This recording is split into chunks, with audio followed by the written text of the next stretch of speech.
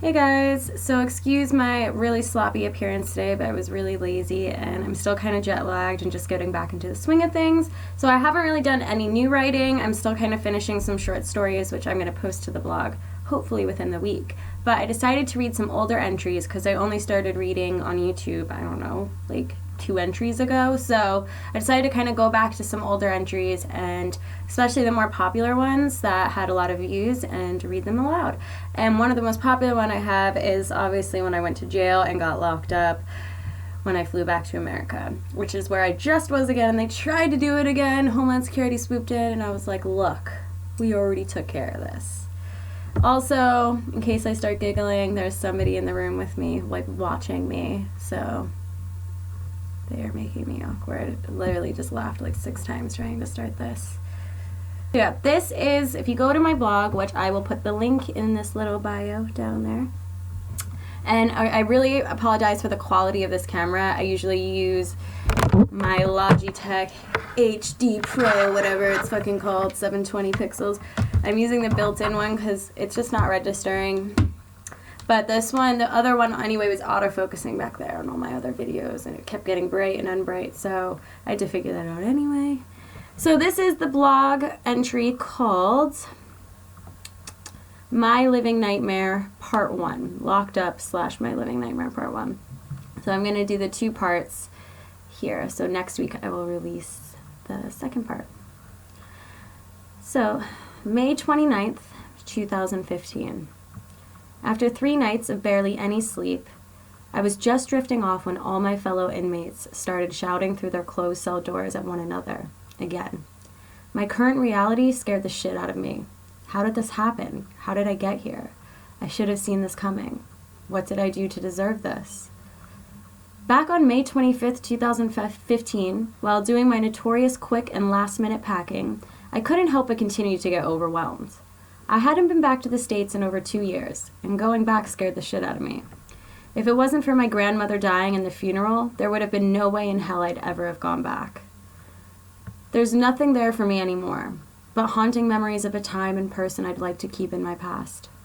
All it could take is one memory or moment, and I could slip back to my old, evil, and manipulative self.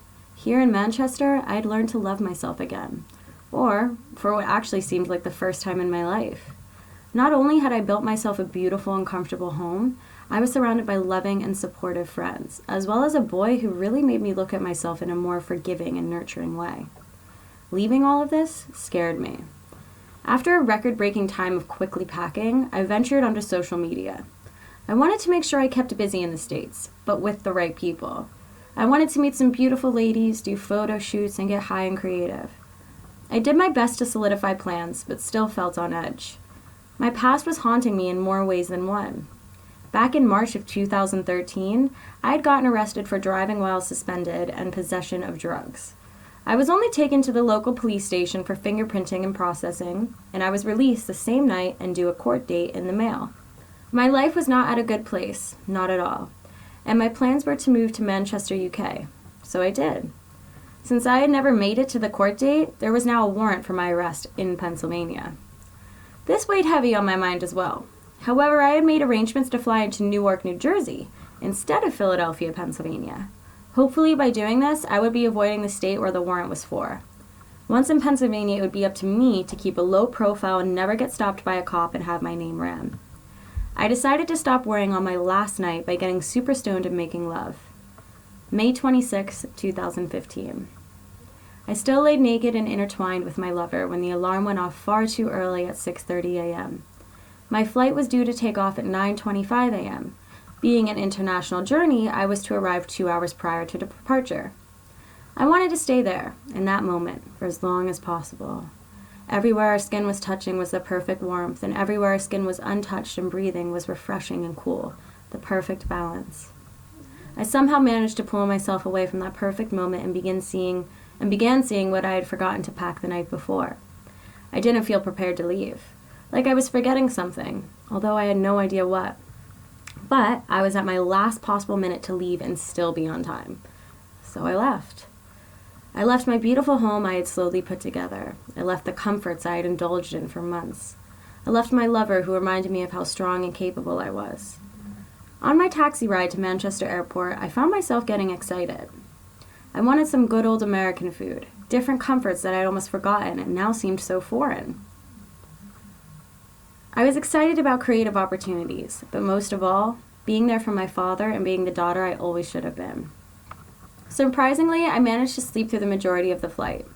The seats in front of me held 2 young boys around 4 and 6 years old, and their mother. The boys occasionally woke me up with their squealing. However, I was excited for the little guys. They were on an adventure, and as we started our descent to Newark Airport, I leaned forward and pointed out their window to the skyline of Manhattan, of course pointing out the Empire State Building. The surrounding passengers in the area had heard me and began craning their necks to get a good look. The mother kindly thanked me and then went on to tell her children stories of her and her husband in New York City before they were born. I sat back, completely unaware of what was to come. Once off the plane, I waited in the long-ass customs line. When it was finally my turn, I took a deep breath and approached the customs officer, U.S. passport in hand. We began having small and polite conversation, with smiles on both our faces. But the second he swiped my passport, his facial expression changed. "Are you aware of any warrants you might have in your name?" he asked me. However, his tone said it all. I was fucked. "Not that I know of," I responded in confusion. "You're going to have to follow me," he replied sharply. I was led to what appeared to be the airport's Homeland Security office. The customs officer handed me off to Homeland, who then began to interrogate me. The officer interrogating me was surprisingly nice, and we had much in common. He opened up to me about his own daughter, who had been going through similar things to myself, which made his sympathy quite clear. Once the warrant had been confirmed, I was then told that I would be picked up by Port Authority officers. I kept hoping to wake up, still on the plane, the kids in front of me squealing with nerves and excitement. Still handcuffed, they led me to grab my luggage, which had to be searched. My 2 suitcases were the last ones left on the baggage carousel, considering the plane had landed over an hour ago. As the Homeland Security officers lifted my suitcases onto the table to be searched, I decided to let them know of its contents. "Look," I began, "I'm sure you see all sorts of stuff, but I have a butt plug, a vibrator, strap-on, and bondage equipment packed in there." I nervously laughed it off, as if yes, the things I just listed are normal, everyday items to find in a suitcase. The officers silently gave each other a look, before unzipping my luggage and exposing the contents on the table. Watching all the lingerie and sex-related items get pulled out, I wasn't in the least bit embarrassed. Oddly enough, I was proud. Now that my luggage had been cleared, I had requested to call my father, seeing as he was due to pick me up and was expecting me over an hour ago. I at least wanted him to have my belongings and jewelry. As we exited the baggage claim, a familiar face was 10 feet in front of me. "Dad!" I couldn't help but shout for him and immediately burst into tears. "What's going on?" he asked, both the officers and myself stunned. "I'm so sorry, Dad," I cried. Regardless of the handcuffs, I began to walk towards him, wanting the embrace I had been craving for the past 2 years, when I was pulled back. "No touching," the officer snapped, while leading me away from my father to a small interrogation room behind closed doors. "Don't worry, sweetie, I'll get you out of this," my father cried after me. I could hear him getting choked up, which made me break down. I meant to be the daughter I always should have been, not this, even if it is a warrant from over 2 years ago. Once in this small interrogation room, I broke down. I've been very open and honest throughout this blog, but there are family hardships I would never dare to speak about. I had changed so much, yet my character was being judged off 2 years ago. Before the Port Authority cops took me away, they gave my luggage and various items to my father. They explained to me that on the way out, I would be allowed to talk to my father briefly, but no touching. They put me up against the wall to search and pat me down before cuffing my hands behind my back. The 3 or 4 Port Authority cops began escorting me on all sides as we entered the general pickup area. My father spotted me immediately and was reminded not to touch. He made me feel better by assuring me this had been taken care of and I would be out tomorrow. As they walked me away from him, I became aware that every eye in the airport was on me. Not because of my blue hair or hairy armpits, but because I was in cuffs being escorted out of the airport. "Drugs, smuggling drugs," I heard whispers. My father followed behind, trying to make light of the situation by taking photos of me waiting for the squad car on his old school flip phone, which you can actually see on the blog. Everything will be all right, I thought to myself as the squad car pulled up and they lowered my head inside. The officers were very considerate in Newark Port Authority. My cell came with a blanket for the sheet of metal I had to lay on. They fed me a somewhat decent hamburger. I must have drifted off and awoke at 1 a.m. I had been there since 4 p.m. "What's going on?" I yelled through the cell to anybody who would listen. Finally, the sergeant informed me, "You're being taken to Essex County Jail." I immediately panicked. I had spent quite a few nights in a cell like the one I was in now. It's nothing. However, I had done only one other time in a county jail, and it was the worst experience to date. "Please, no," I begged. There's nothing I can do," he said, avoiding making any eye contact, then walking away. I tried to hold back the tears and prepare for what was coming, but I couldn't. I sobbed into the jacket they had cut the strings out of. Looking down at my Vans sneakers, which they also took the laces off of, I became reminded of all the times I had survived all of this before.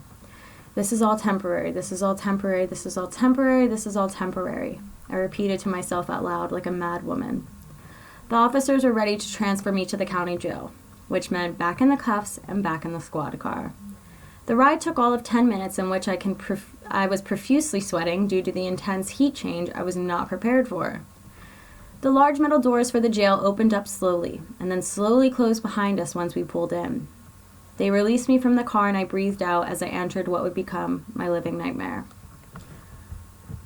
Okay, so that was part 1, and I'm going to be releasing part 2 next week. That is when I kind of go into the county jail, and then everything that happens in there until I get out, and then kind of transitioning back into the real world again. So yeah, that's it.